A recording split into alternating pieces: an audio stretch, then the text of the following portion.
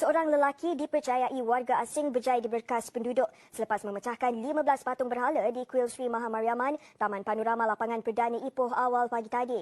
Dalam kejadian 1.15 pagi itu, lelaki berusia 20-an itu dipercayai memecahkan kesemua patung berkenaan dengan menggunakan sebatang spana paip. Pengerusi kuil MS Tan Balan, 48 tahun berkata, lelaki yang dipercayai melakukan perbuatan itu berjaya di berkas di padang berhampiran kuil berkenaan hasil gambaran daripada saksi yang melihat kejadian. Tan Balan berkata kerugian dianggarkan bernilai RM80,000. Sementara itu, Timbalan Ketua Polis Perak, Datuk Lim Hong Xuan, menasihatkan semua pihak supaya tidak membuat sebarang kenyataan atau spekulasi tidak bertanggungjawab yang boleh menjejaskan siasatan polis. Kes kini disiasat mengikut Seksyen 295, 427 dan 448 Kanun Keseksaan serta Seksyen 6-3 Akta Imigresen 1959 Palang 1963. Seorang lelaki dipercayai warga asing berjaya di berkas penduduk selepas memecahkan 15 patung berhala di Kuil Sri Mahamariaman, Taman Panorama Lapangan Perdana Ipoh awal pagi tadi. Dalam kejadian 1.15 pagi itu, lelaki berusia 20-an itu dipercayai memecahkan kesemua patung berkenaan dengan menggunakan sebatang spana paip. Pengerusi kuil MS Tan Balan, 48 tahun berkata, lelaki yang dipercayai melakukan perbuatan itu berjaya di berkas di padang berhampiran kuil berkenaan hasil gambaran daripada saksi yang melihat kejadian.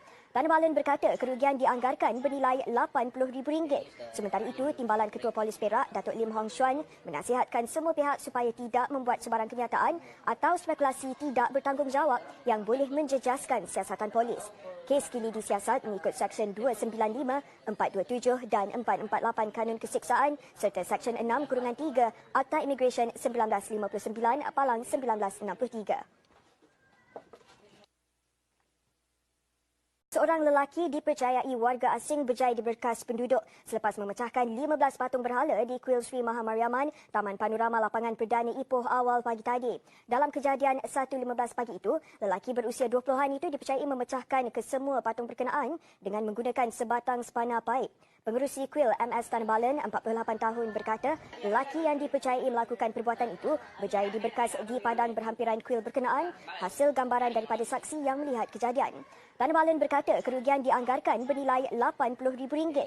Sementara itu, Timbalan Ketua Polis Perak, Datuk Lim Hong Xuan, menasihatkan semua pihak supaya tidak membuat sebarang kenyataan atau spekulasi tidak bertanggungjawab yang boleh menjejaskan siasatan polis. Kes kini disiasat mengikut Seksyen 295, 427 dan 448 Kanun Keseksaan serta Seksyen 6-3 Akta Imigresen 1959 Palang 1963.